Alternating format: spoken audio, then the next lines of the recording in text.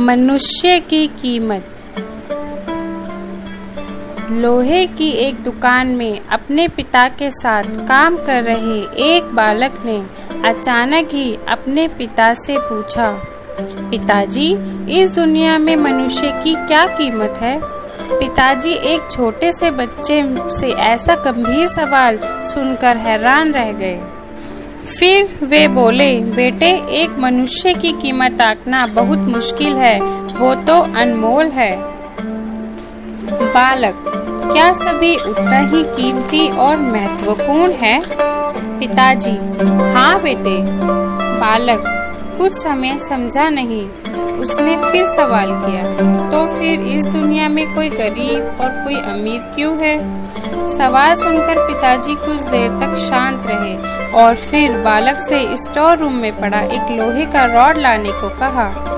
Rod लाते ही पिताजी ने पूछा, इसकी क्या कीमत होगी? बालक, 200 रुपए। पिताजी, अगर मैं इसके बहुत से छोटे छोटे कील बना दूं, तो इसकी क्या कीमत हो जाएगी?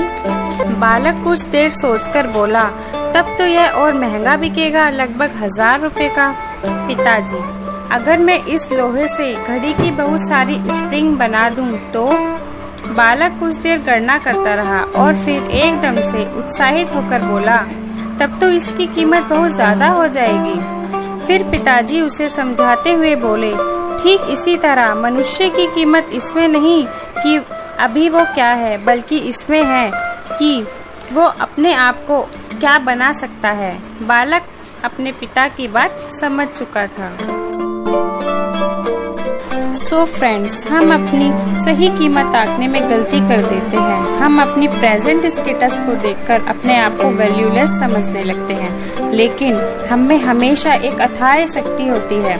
हमारा जीवन संभावनाओं से भरा होता है। हमारे जीवन में कई बार स्थितियाँ अच्छी नहीं होती, पर इससे हमारी वैल्यू कम नहीं होती। मनुष्य के रूप में हमारा जन्म इस दुनिया में हुआ है, इसका मतलब यही है कि हम बहुत स्पेशल और इम्पोर्टेंट हैं। हमें हमेशा अपने आप को इम्प्रूव करते रहना चाहिए और अपनी सही कीमत प्राप्त करने की दिशा पे बढ़ते रहना चाहिए। धन्यवाद।